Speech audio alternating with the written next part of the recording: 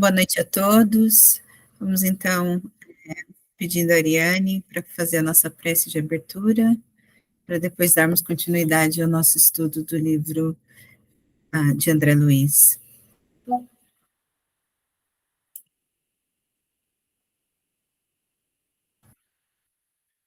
Pode começar, Ariane, por favor. Mestre Jesus, é com muita alegria que estamos aqui reunidos nesse momento, para mais um estudo dessa obra maravilhosa do nosso irmão André Luiz, pelas mãos sagradas do nosso Chico.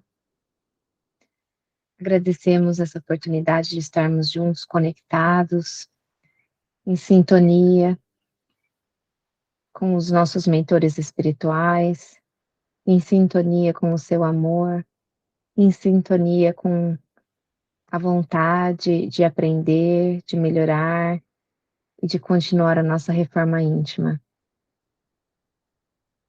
Abençoe, Mestre, aos amigos queridos que não puderam participar hoje aqui do nosso estudo, pedindo também a bênção dos céus para os nossos lares, que esse estudo abranja toda a nossa casa, levando luz e harmonia para todos os cômodos das nossas casas, fluidificando as águas das nossas casas, harmonizando os cômodos, e que os mentores possam abençoar todos o que estão nas nossas casas também.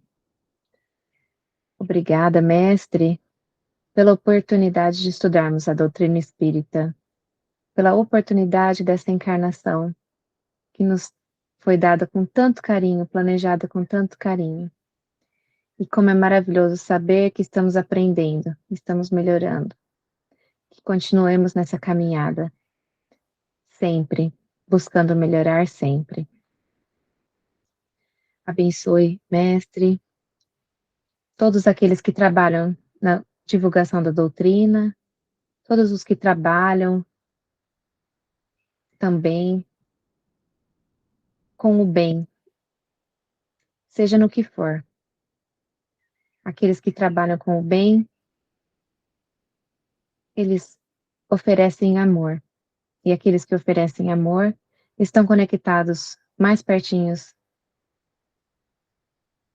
da sua luz. Abençoe, Senhor, o nosso planeta. Abençoe todos os espíritos encarnados e desencarnados que fazem parte desse orbe. E obrigada, mais uma vez, por essa vida.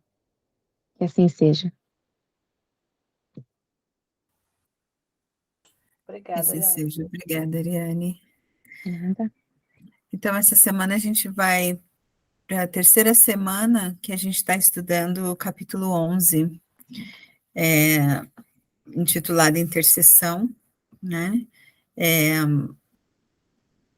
A gente está lendo os Missionários da Luz, né? Só para a Suzana que entrou hoje. Não sei se você já leu esse livro, Suzana, mas a gente está sem pressa estudando cada capítulo. A gente lê um pouquinho, comenta. Se alguém tiver alguma coisa, alguma dúvida, alguma reflexão, alguma coisa a falar sobre o que leu. Então, às vezes, um capítulo leva um pouquinho mais de uma semana, e esse é a terceira semana. Tá bom? Então, eu vou fazer o share aqui no screen. E todo mundo consegue ver? Deixa eu ver se eu consigo pôr maior aqui. Na semana passada... Tá bem legal já. Ah? Acho que o tamanho já está bem legal. O que vocês acharam? Aqui para mim tá bom. So, na semana passada, no meu livro, pelo menos, nós paramos na página 147. Vou aumentar um pouquinho aqui. Ops, too much. E a gente parou aqui no dia seguinte. Alguém gostaria de ler? Eu posso ler. Obrigada, Paula. No dia seguinte... Mas você quer recapitular, Thaís? Um pouquinho ou não? Me ajuda aí, José. José fez um summary aí na semana passada que foi bem legal, que eu perdi a primeira parte, aí ele fez o summary da primeira parte, e depois a gente pode adicionar com essa segunda antes de começar, então. Você lembra, José? Bom, pelo que eu me lembro, vocês me corrijam se eu estiver errado, e aí ajuda a Suzana também. Esse capítulo se chama Intercessão, né? É intercessão porque uma viúva intercedeu pela alma do esposo que havia falecido, e as pessoas que estavam, os familiares, achavam que ele tinha sido assassinado. E aí, do desenrolar da história, né, vendo o lado espiritual, na verdade, foi um suicídio, e o esposo, ele planejou tudo para que as pessoas pensassem que fosse um crime, um assassinato, e não suicídio. E aí foi desenrolar, continuando. Então, a ajuda, como um suicida, ele foi levado aí pelos inimigos da luz, né? E aí, devido à oração da esposa, a intercessão da esposa, a ajuda chegou até o marido suicida. Então, André e, cara, eu esqueço o nome do mentor lá, Alexandre. Alexandre, tá, Alexandre. Então, eles tiveram, né, eles puderam socorrer o suicida, o esposo, e levaram para um centro de atendimento espiritual, e lá ele recebeu os cuidados, né, ele deu um tiro na altura do coração, e ali mostrou, eu comento que ali aquela região estava comprometida, e ele começou a receber o tratamento. E depois que ele conseguiu tomar consciência de tudo o que aconteceu, nós aqui estávamos indagando por que ele se matou, porque aparentemente ele tinha uma vida feliz do lado de uma esposa que amava, tinha filhos, tinha um bom emprego, tinha status social, e por que se morrer, né? Então ninguém entendia. O André Luiz, o Alexandre não entendia o porquê da situação. Então ele explicou que, na verdade, ele se sentia infeliz, porque ele planejou, alguns anos atrás, a morte do noivo, na época, da mulher com quem ele se casou, que era um amigo. Então, ele planejou o assassinato desse amigo, e, e ele saiu impune, né, perante a sociedade. Ninguém, acho que ele entendeu que foi um acidente ou algo assim.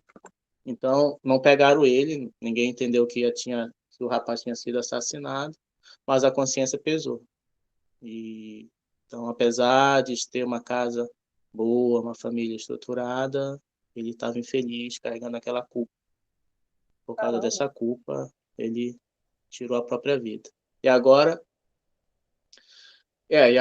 nós terminamos aqui, ele conseguiu explicar, né, para André e para o Alexandre porque ele tomou essa decisão de tirar a própria vida. E diante disso, André Luiz ia voltar lá para casa, que é onde nós paramos, né? Então, no dia seguinte, voltei ao Lar Modesto, que eu acho que é o lar da viúva, né? Esqueci alguma coisa, pessoal? Quer acrescentar algo? Obrigada, muito legal. Não, perfeito, tá ótimo, José. Obrigada. A única coisa que eu ia acrescentar é que nas últimas páginas que a gente leu a semana passada, a esposa, através do sono, tinha se encontrado com ele, né? E que ela estava muito desesperada, e ele, instruído pelo André Luiz e pelo Alexandre, com muita calma, ele conseguiu acalmar a esposa sem contar para a esposa que ele havia se suicidado, né? Então, teve até a relação entre... falou-se muito da verdade, né? Da verdade, quando a verdade é oportuna, né? E a gente também discutiu muito sobre isso, que às vezes muitas verdades não são oportunas, elas só trazem mais sofrimento e destruição de lares, de corações e coisas assim, né? Então, na semana passada foi falado sobre isso, porque ele queria, ele achava que ele deveria contar a verdade, né, para a esposa, através desse encontro muito prévio que eles tiveram enquanto ela dormia, e o Alexandre sugeriu de que não era um momento oportuno, não havia necessidade dele contar isso, porque só iria destruir ainda mais, fazeria sofrer ainda mais, né? E não havia o porquê, não iria ter bem nenhum saindo daquilo, né? Então a gente foi logo aonde a gente parou, ok? Então, Paula, se quiser continuar, por favor. No dia seguinte, voltei ao lar modesto, justamente por ocasião do almoço familiar. Romualda andava ativa. O ambiente interno adquirira novo aspecto. As entidades viciadas não haviam desaparecido totalmente, mas o seu número fora consideravelmente reduzido. Amparando a sua protegida, a irmã auxiliadora recebeu-me com amabilidade. Notificou-me que a viúva amanhecera muito melhor e que ela, Romualda, fizera o possível por manter-lhe a recordação plena do sonho. Como era natural, a pobrezinha não poderia lembrar-se de todas as minúcias. Entretanto, fixar as impressões culminantes, suscetíveis de acordar-lhe a divina esperança e restaurar-lhe o bom ânimo. Recomendou-me verificar, por mim mesmo, o efeito maravilhoso da providência. Deixa eu só falar aqui rapidinho quem era a Romualda. A Romualda era um espírito desencarnado que auxiliava a turma do socorro do Ministério do Auxílio, né? Então, quando a esposa dele acordou, a Esther, a Romualda ficou incumbida de voltar com a Esther para o lar para ajudar a estabilizar o lar. Com os filhos e tudo, então por isso que está falando ali que a Romualda fez de tudo para que ela se lembrasse, tivesse a recordação plena do sonho. De fato, o semblante da viúva ganhara nova expressão. De olhos límpidos e brilhantes, narrava aos tios e aos filhinhos o sublime sonho da noite. Todos a escutavam sob forte interesse. Mormemente as crianças, que pareciam participar de seu júbilo interior. Esther terminara a narrativa emocionada. Observei então que a velha tia esboçava um gesto de incredulidade, perguntando-lhe: "E você acredita ter visitado Raul no outro mundo?" "Como não?" redarguiu a viúva, sem pestanejar. "Tenho ainda a impressão de suas mãos sobre as minhas, e sei que Deus me concedeu semelhante graça para que eu readquira minhas forças para o trabalho. Despertei hoje profundamente reanimada e feliz. Enfrentarei o caminho com novas esperanças. Esforçar-me-ei e vencerei." "Oh, mamãe, como nos consolam as suas palavras!" murmurou um dos pequenos de olhos muito vivos. "Como desejaria estar com a senhora para ouvir o papai nesse sonho maravilhoso." Nesse instante, o velhinho, que se alimentava em silêncio, ponderou, na qualidade de excelente representante da descrença humana. É interessante notar que, tendo Raul consolado tanto o seu coração de mulher, nada tem elucidado sobre o crime que o atirou no sepulcro. Esther, que sentiu a ironia da observação, influenciada pela benfeitora que ali se mantinha, respondeu prontamente: "Muitas vezes, meu tio, não sabemos ser gratos às bênçãos divinas. Recordo-me desta verdade, ao lhe ouvir semelhante raciocínio. Envergonho-me quando me lembro haver feito interrogação desta natureza ao pobre Raul, abatido e pálido no leito. Basta-me a felicidade de tê-lo visto e ouvido num mundo que eu não posso compreender agora. Tenho a certeza de que o visitei em algum lugar.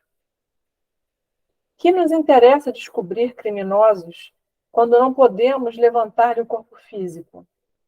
Em nossa preocupação de punir culpados, sem dar conta de nossas próprias culpas, iremos ao absurdo de desejar ser mais justos que o próprio Deus? Calou-se o tio, pensativo, e observei que as crianças sentiam imensa alegria pela resposta maternal. O coração de Esther penetrara na zona lúcida e sublime, a zona lúcida e sublime da fé viva, absorvendo paz, alegria e esperança a caminho de uma vida nova. Ao me despedir, felicitei Romualda pelo seu nobre trabalho. A generosa servidora pôs-me a par de seu projeto de serviço. Permaneceria mais estreitamente ao lado da viúva, insuflando-lhe coragem e bom ânimo, e na semana próxima contava com a possibilidade de cooperar no sentido de organizar-lhe serviço bem remunerado. Admirei-me ouvindo o programa, principalmente no que tocava ao auxílio material. Entretanto, Romualda aduziu muito calma. Quando os companheiros terrestres se fazem merecedores, podemos colaborar em benefício deles, com todos os recursos ao nosso alcance, desde que a nossa cooperação não lhes tolha a liberdade de consciência. Roguei-lhe, então, o obséquio de admirar-me o concurso no dia aprazado para os serviços finais. Romualda aqueceu bondosamente e, passada uma semana, fui por ela avisado quanto à medida de conclusão dos trabalhos de assistência. Voltei ao lar da viúva, em companhia da digna servidora espiritual que me recomendou. Faça o favor de assistir nossa amiga, enquanto vou buscar a pessoa indicada para auxiliá-la. Já movimentei todas as providências cabíveis na situação, e não temos tempo a perder. Mantive-me ali, em profunda curiosidade, e decorridas 3 horas aproximadamente, alguém bateu à porta, chamando-me a atenção. Seguida de Romualda, uma dama distinta vinha ao encontro de Esther, oferecendo-lhe trabalho honesto em sua oficina de costura. A viúva chorou de emoção e de alegria, e enquanto combinavam determinadas medidas de serviço, num quadro confortador de júbilo geral, a irmã auxiliadora falou-me contente. Agora, irmão André, podemos voltar tranquilamente. O serviço que nos foi confiado está concluído, graças ao Senhor. Acabou. Aqui a gente dá o término nesse capítulo 11, né? Alguém quer comentar alguma coisa nessas 3 páginas que a gente leu?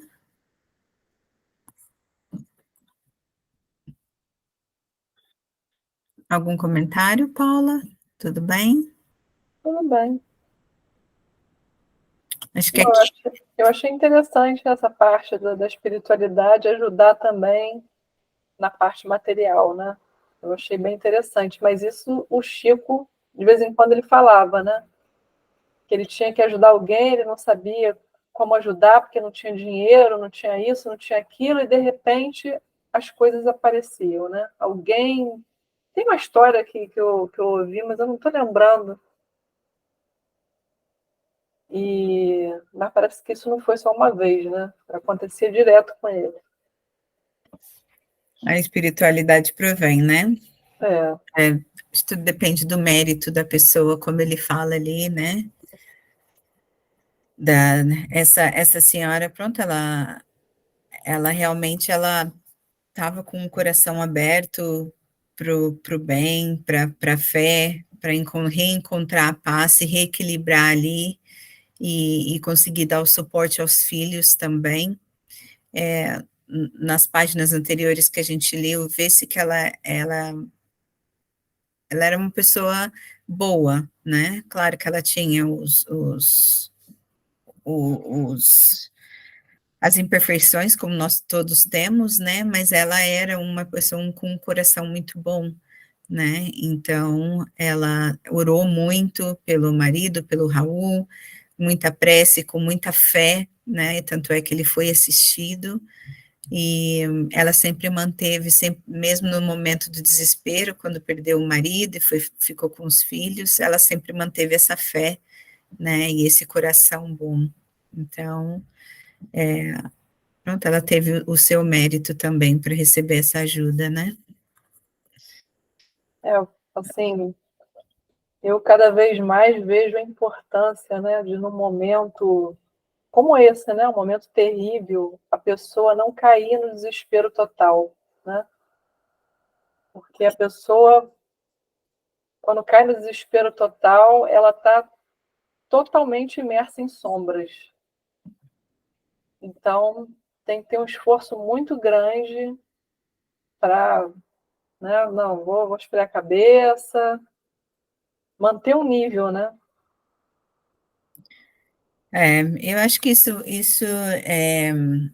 de volta assim na questão da fé, né? Quando a gente tem uma fé bem estruturada, não quer dizer que porque a gente tem fé a gente não vai sofrer, a gente não vai sentir dor, mas quando a gente está ali bem estruturado naquela fé, a gente passa por esse sofrimento de uma maneira mais amena, se é que eu posso dizer assim, sem cair nesse desespero que você falou, né? Claro que a gente sofre, a gente sente dor, a gente sente saudade, só que a gente sabe que, por exemplo, no caso dela foi o desencarne do marido, a gente sabe que essa separação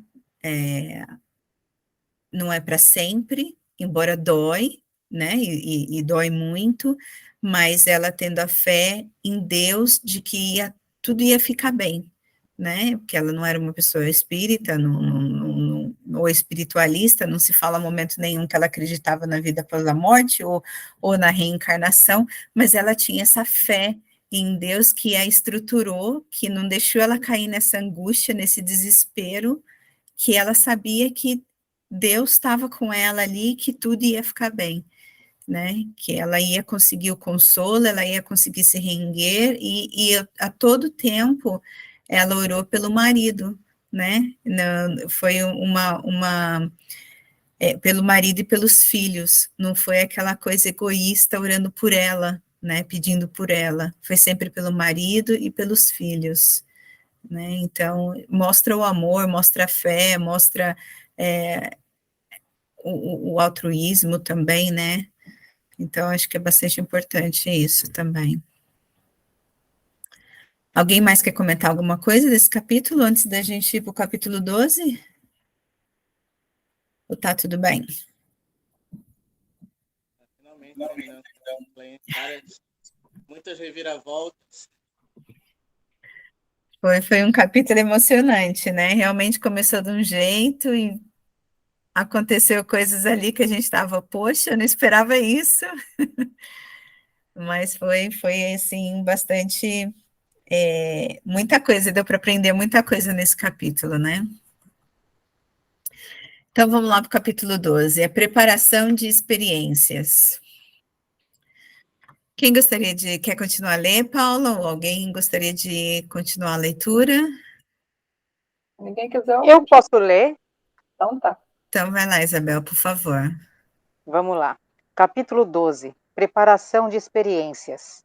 Dispunhamos, Alexandre e eu, a regressar à nossa sede espiritual de trabalho, quando o orientador foi procurado por um companheiro de elevada expressão hierárquica, que me saudou igualmente, demonstrando grande apreço e carinho. Serei breve, disse ele ao meu instrutor, que o atendia solícito.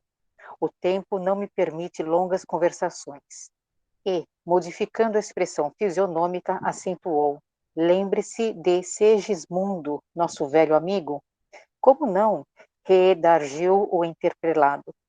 Ambos lhe devemos significativos favores de outro tempo.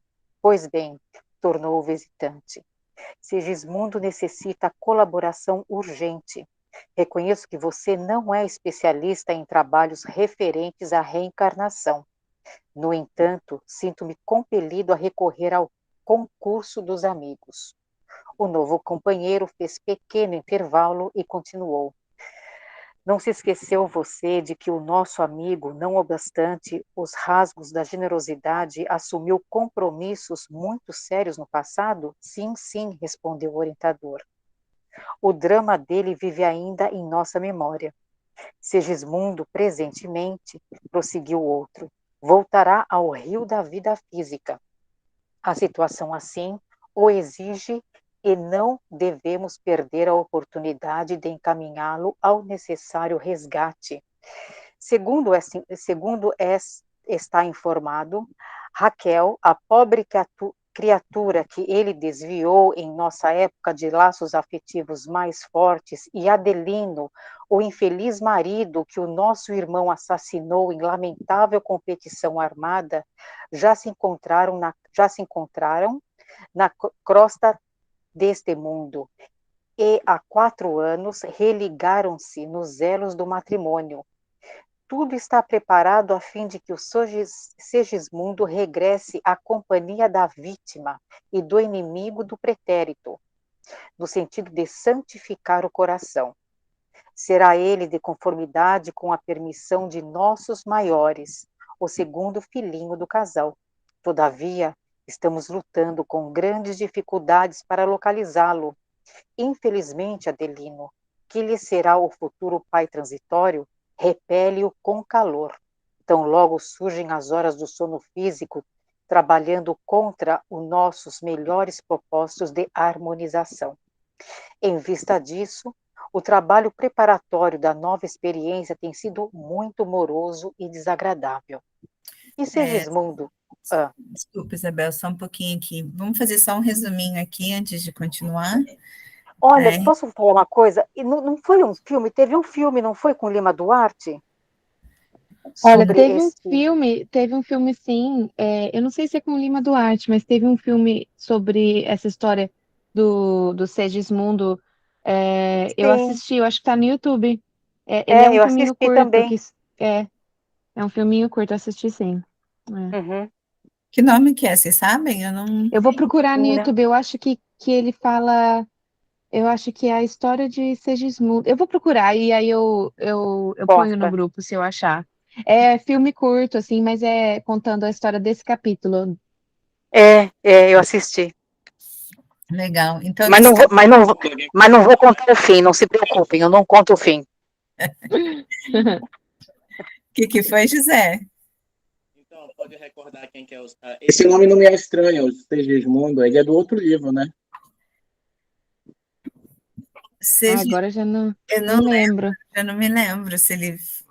Bom, eu não lembro. Eu só sei que nesse capítulo, até agora, né? Também não vou passar para frente, mas vai se falar como é que é a preparação para a reencarnação, né? No caso desse Segismundo, e ele, pelo que falou ali, vai reencarnar entre dois espíritos, que vai ser um a mãe e outro o pai, que ele é devedor do passado, né? O pai seria aquele que ele tirou a vida na outra reencarnação, né? E a mãe seria aquela pela qual ele tirou a vida do pai na outra reencarnação, que não era pai dele, né? Então, ali então vai falar sobre a preparação, né, da reencarnação do Segismundo. Mas eu não vou falar mais nada para não spoiler. Quer continuar, Isabel? Por favor. Vamos lá. A princípio, animava-se da melhor esperança. Agora, porém, que o rival antigo lhe oferece pensamentos de ódio e ciúme, olvidando compromissos assumidos em nossa esfera de ação, sente-se novamente desventurado e sem forças para reparar o mal.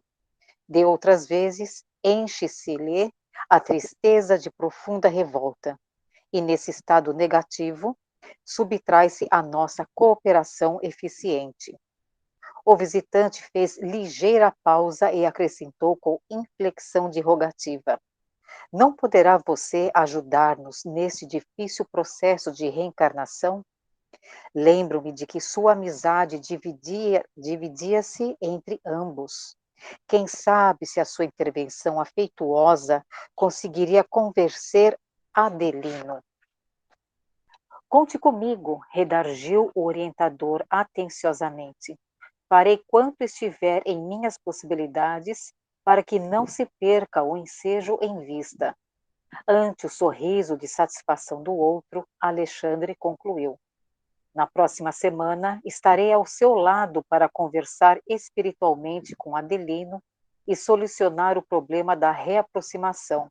Estejamos confiantes no auxílio divino. Herculano agradeceu e despediu-se comovidamente.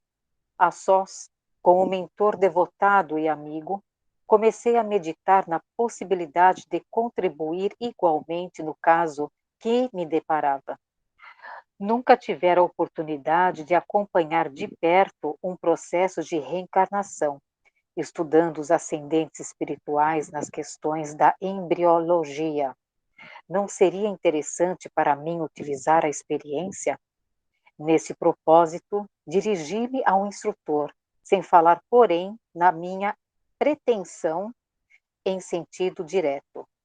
Notável para mim a solicitação de hoje, exclamei. Longe estava de pensar no mundo, na multiplicidade de tarefas atribuídas aos benfeitores e missionários desencarnados. A extensão do serviço em nosso campo de ação assombraria a qualquer mortal. Sem dúvida, respondeu o mentor atencioso. Os trabalhos se desdobram em todas as direções. O pedido de Herculano vem focalizar um dos mais importantes problemas da felicidade humana, o da aproximação fraternal, do perdão recíproco, da semeadura do amor, através da lei reencarnacionista. Alexandre meditou alguns momentos e continuou. O caso é típico. O drama de Segismundo é demasiadamente complexo para ser comentado em poucas palavras. Basta, todavia, recordar que ele, Adelino e Raquel são os protagonistas culminantes de dolorosa tragédia, ocorrida ao tempo de minha última peregrinação pela crosta. Em seguida, há uma paixão desvairada. Adelino foi vítima de homicídio, Segismundo do crime e Raquel do prostíbulo. Desencarnaram cada um por sua vez sobre intensa vibração de ódio e desesperação, padecendo vários anos em zonas inferiores.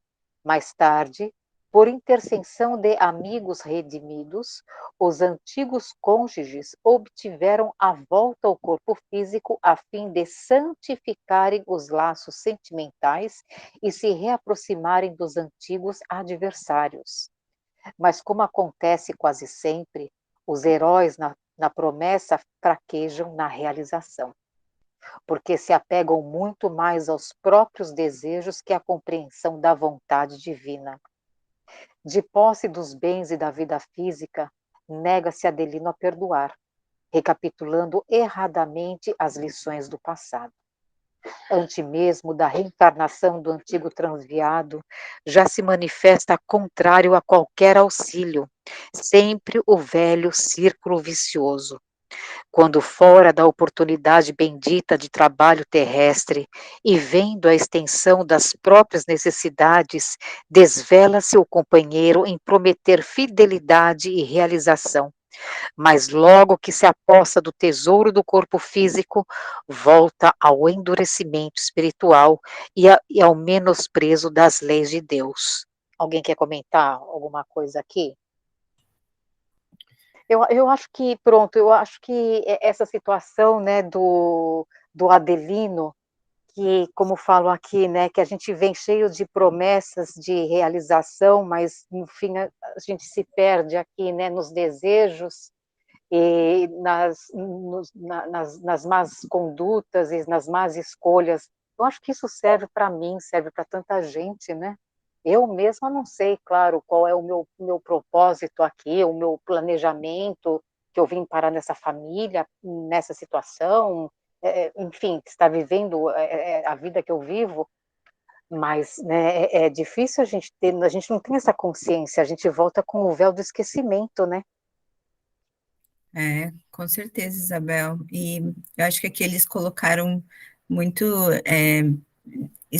diretamente, muito claro, né, a misericórdia divina, né? Porque ele conta ali bem brevemente o que aconteceu com os três, né? Um matou, o outro foi morto, a outra.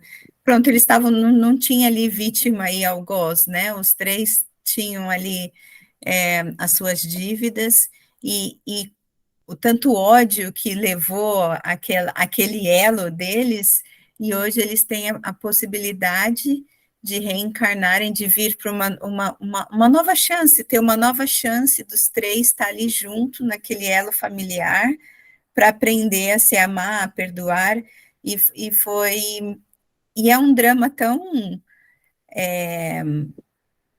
assim, comum, vamos colocar assim, porque quantas e quantas histórias nós ouvimos de famílias que se odeiam, né, que há muita briga, e pode haver na nossa família, na família de alguém que a gente conhece, tem sempre alguém próximo, ou se não na nossa, alguém que a gente conhece, que tem essas rinchas, né, no meio familiar, ou às vezes a gente se sente deslocado, ai, por que que eu tenho essa mãe, por que que eu tenho esse pai, por que que eu tenho esse irmão, por que que eu nasci nessa família, não sou parte, e ninguém está por acaso em lado nenhum, né, a gente tem a mãe que merece, o pai que merece, o pai e a mãe que precisa, os irmãos que precisam, né, os tios que precisam, e a importância que é a gente conseguir ver com olhos diferentes, ver como possibilidade, para a gente não perder mais essa chance, né, de se reencontrar e de se perdoar, de aprender a amar, né, um ao outro. Mas realmente quantas e quantas livros e coisas que a gente lê e que a gente aprende de tantos planos que a gente faz antes de reencarnar e depois que reencarna realmente acaba não seguindo os planos, né? Então acho que ele ia estar falando sobre isso aqui também.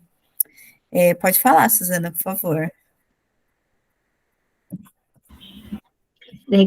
Só me veio aqui uma associação do Evangelho, né, que fala assim, amar os inimigos é pedir perdão a si mesmo, né, que lá no fundo, eu fico pensando assim, aquele que eu tenho dificuldade de lidar, na verdade é a oportunidade de eu me perdoar do que eu tenha feito com ele, né. Acho que entra nesse entendimento aí do que aconteceu com ele, só compartilhando o meu pensamento. Sim, obrigada, Suzana, com certeza, né? É sempre uma oportunidade para a gente se perdoar e perdoar o outro também, né? E por isso que é importante a gente sair dessa posição de vítima, né? Porque a gente não sabe o que levou a estar naquela situação. Então, a gente, em vez de ficar nessa posição de vítima, de, de coitado, né? Ou de tentar procurar quem é o culpado, mas fazer esse processo que você mencionou e que a gente aprende, né? Do auto-perdão e do perdão ao outro, né? Extremamente difícil também, é fácil falar, né? Claro que não é uma coisa fácil, mas é uma coisa necessária a gente ter sempre ali no nosso consciente, né? Conseguir focar, usar uma lente diferente, né? Focar na eternidade, não na matéria, naqueles anos limitados que a gente tem aqui na Terra, sejam eles 50, 80, 90, é pouco tempo se a gente pensar que nós somos, né, imortais. Só corrigindo, eu falei amar o inimigo, é perdoar o inimigo, né? Você perdoar o inimigo é pedir perdão para si mesmo, né? Eu li essa semana no Evangelho, por isso que eu me associei aqui, tá fresquinho. Obrigada.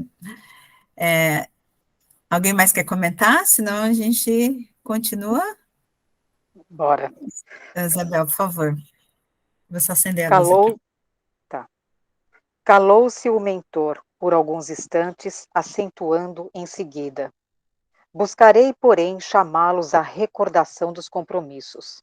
Nesse interim, Entendendo que a oportunidade era preciosa, solicitei. Ser-me-ei possível acompanhá-lo? Creio que aproveitaria muito. Poderia talvez adquirir valores significativos para o serviço do próximo e para meu benefício pessoal. Ignoro até quando me será permitido estudar em sua companhia e estimarei o aproveitamento integral de semelhante oportunidade. Alexandre sorriu compassivo e falou: Não tenho objeções, entretanto, não creio deva seguir os trabalhos sem algum conhecimento prévio do assunto.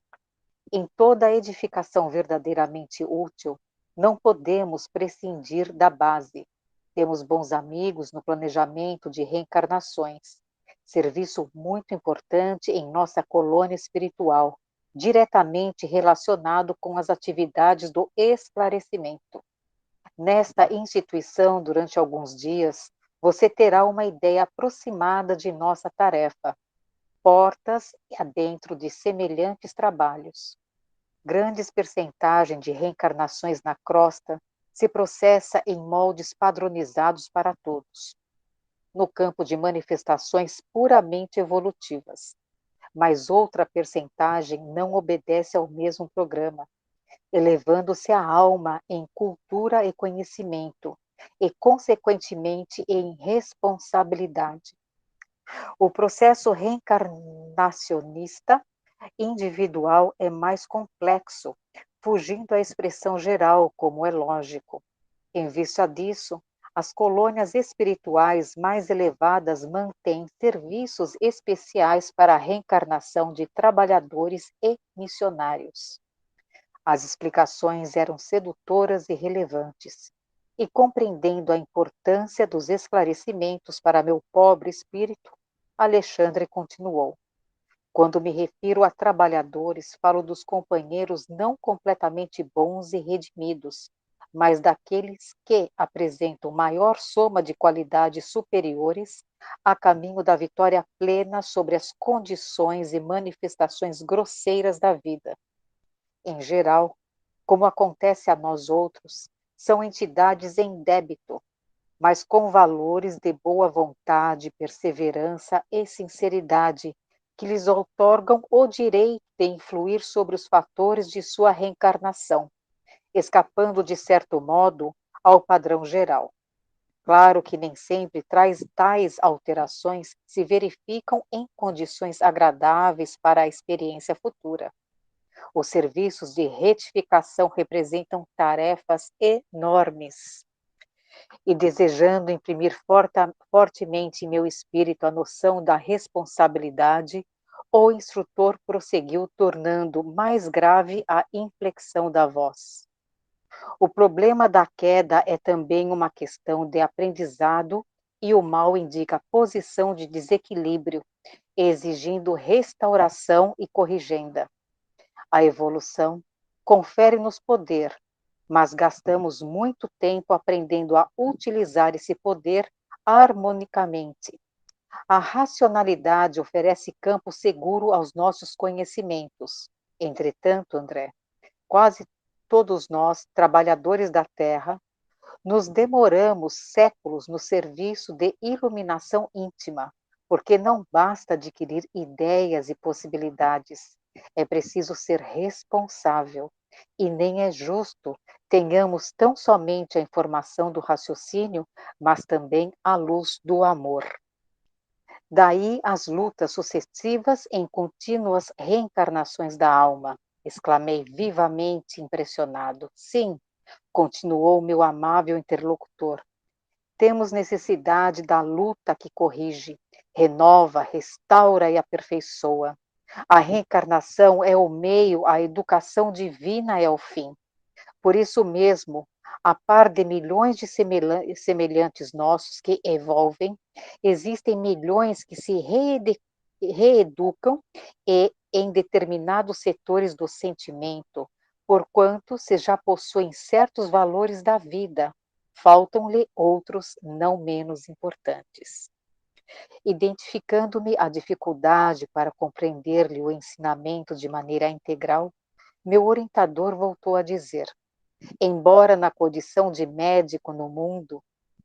Acredito que você não tenha sido completamente estranho aos estudos evangélicos. Sim, sim, retruquei. Tenho as minhas recordações nesse sentido. Pois bem, o próprio Jesus nos deixou material de pensamento para o assunto em exame, quando nos asseverou que se a nossa mão ou os nossos olhos fossem motivos de escândalo, deveriam ser cortados ao penetrarmos no templo da vida. Compete-nos transferir a imagem literal para a interpretação simples do espírito.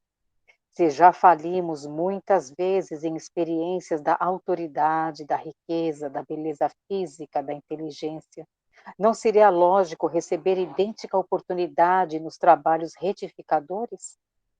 Compreenda claramente onde Alexandre pretendia chegar com os seus esclarecimentos, amigos. E é para a regulamentação de semelhantes serviços que funciona em nossa colônia espiritual. Por exemplo, o planejamento de reencarnações, onde você terá ocasião de recolher ensinamentos preciosos. Isabel, desculpa te Yeah. interromper. A Paula levantou a mão. Paula, quer falar alguma coisa? Vocês lembram dessa passagem aí que estão falando de Jesus, que se a mão, como é que é? A mão e os olhos forem motivos de escândalo, deveriam ser cortados ao penetrarmos no tempo da vida. Vocês lembram de que passagem foi essa? Eu lembro dessa passagem, mas é do Velho Testamento, não de Jesus falando. Como é que era do Velho Testamento? Era a mesma coisa, né? Se a mão que rouba corta-lhe as mãos, é o mesmo tom, mas no Velho Testamento. Né? Eu acho que isso é o Novo Testamento, acho que foi fala de Jesus. Deixa eu olhar aqui no Google. Tem agora eu não vou lembrar, mas tem uma passagem que Jesus fala sobre isso, sobre, eu preciso olhar, eu preciso procurar, mas tem uma passagem, sim, que Jesus fala que se for motivo de Escândalo. escândalo, né, ou que deveria ser cortado. Porque eu lembro até que a Alex contou uma vez, né, que o irmão dela nasceu sem braço, e foi uma das coisas que a parteira falou para a mãe dela, quando o neném nasceu. Nossa.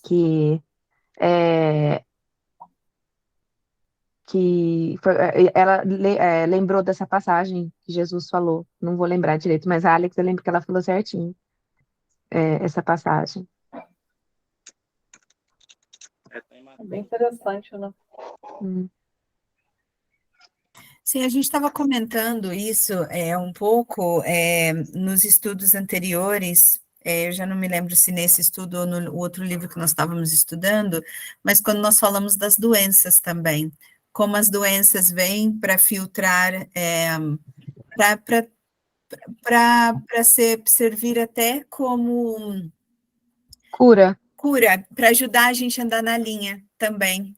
Por exemplo, eu tenho uma pessoa muito próxima que desde os 9 anos essa pessoa tem epilepsia, então toma remédios faixa preta desde os 9 anos de idade.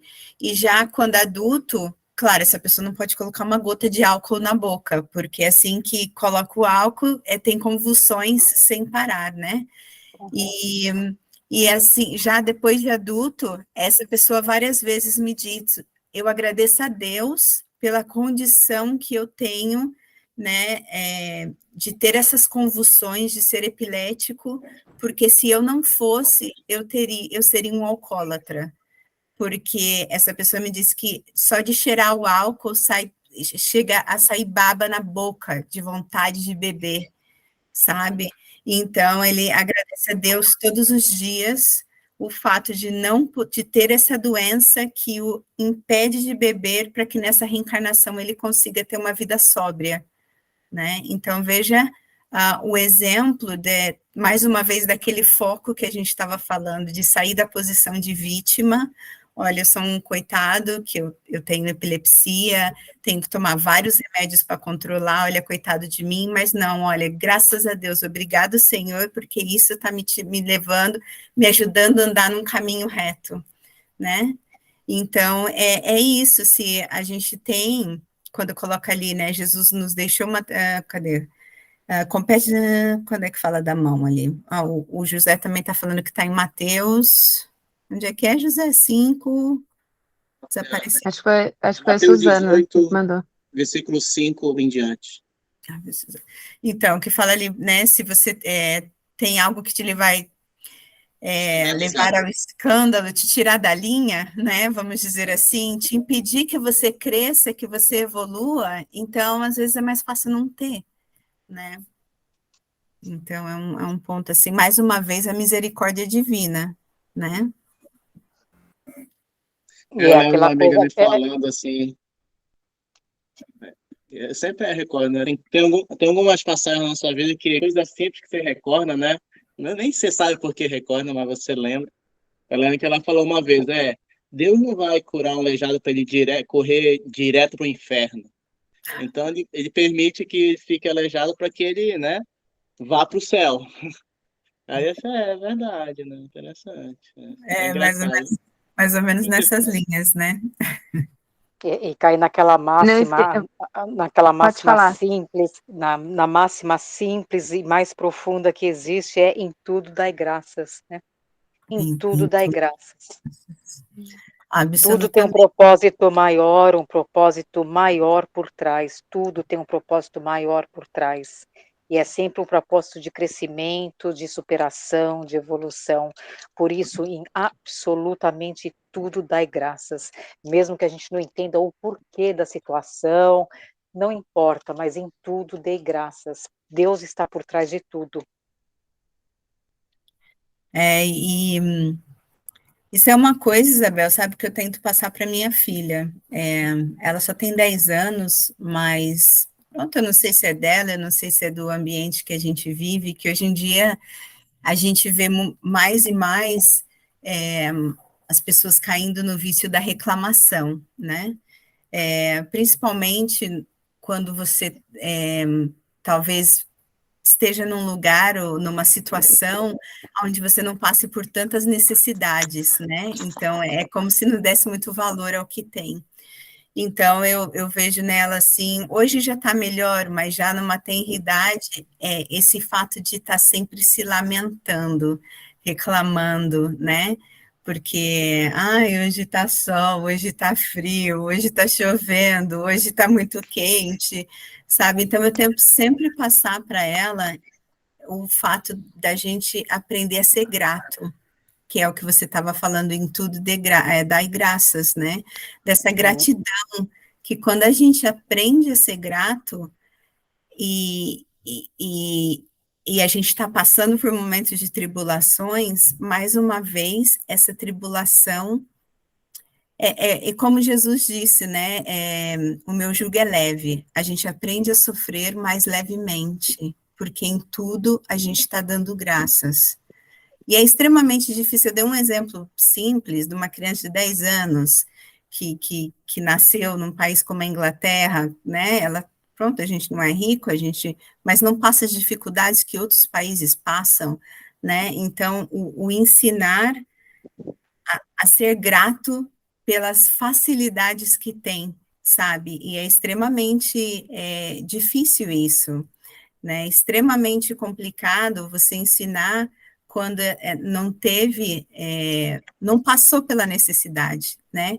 Então, tá o tempo todo a relembrar, a mostrar, a tentar fazer com que ela aprenda com a observação, observando outras pessoas, outros países, falando sobre isso, sobre Jesus, né? Mostrando que nós somos seres imortais, que hoje a gente está assim, mas amanhã a gente não sabe como foi ontem também, né?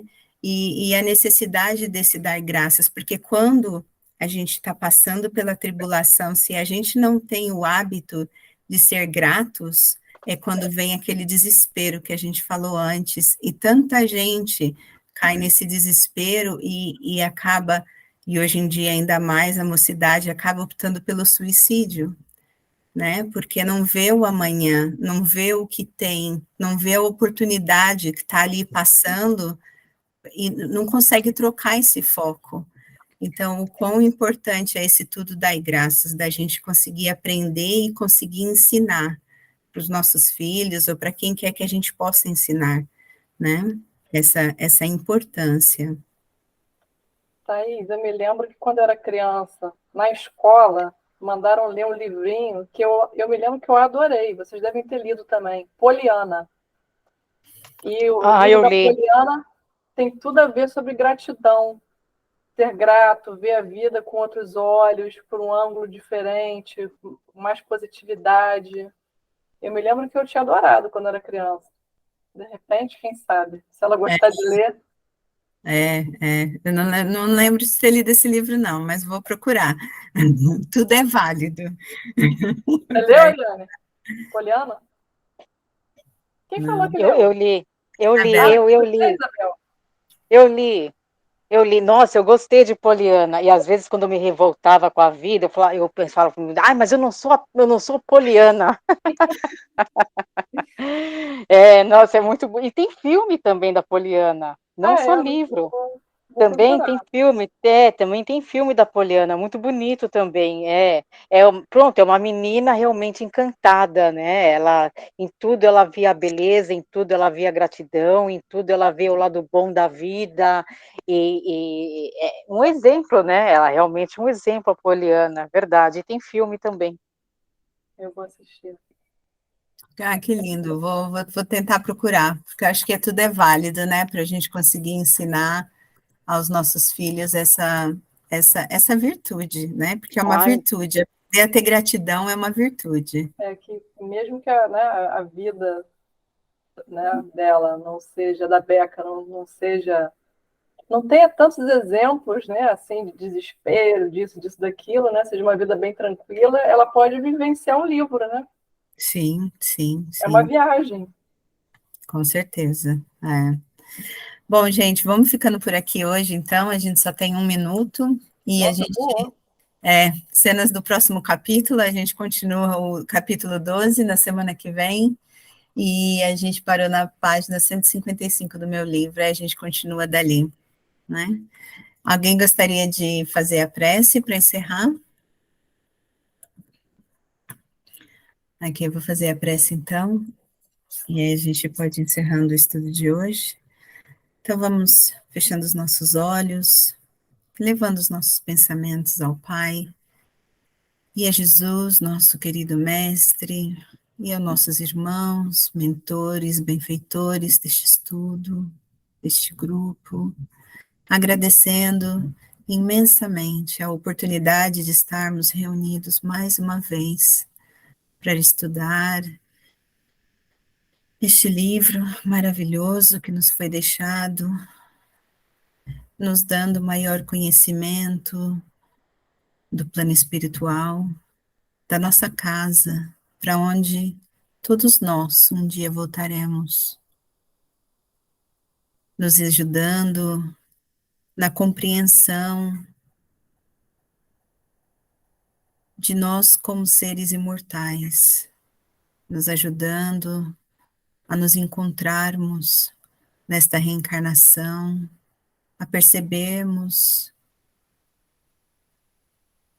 o nosso compromisso, a nossa responsabilidade, aquilo que assumimos, ajudando com esses estudos a identificarmos cada dia mais aquilo que precisamos aprender ainda, a desenvolver, a melhorar em nós, olhando somente em nós, não no outro. Aprendendo assim a sermos mais pacientes, mais fraternos, mais amigos, nessa família espiritual a que todos nos encontramos. E assim, cheios de gratidão por podermos conhecer essa doutrina que tanto nos consola, que nos ajuda a estruturar a nossa fé. Pedimos a permissão para encerrarmos esse estudo dessa noite e que possamos todos nos reencontrar de hoje a uma semana, continuando nesse caminho, nessa caminhada juntos de aprendizado, e que durante a semana possamos, cada um de nós, refletirmos naquilo que aprendemos e colocarmos em prática, vivendo todos os dias isso tudo que temos aprendido, fazendo o nosso melhor, dando o nosso melhor, sabendo que podemos cair aqui ou ali, mas se levantando, refletindo novamente e tentando o nosso melhor novamente. E assim, obrigada, Senhor, mais uma vez, por estarmos todos reunidos, essa grande família espiritual. Que assim seja, Pai. Amém. Bom, Obrigada, Thaís. obrigada. Eu vou só parar a gravação aqui e a gente se vê semana que vem.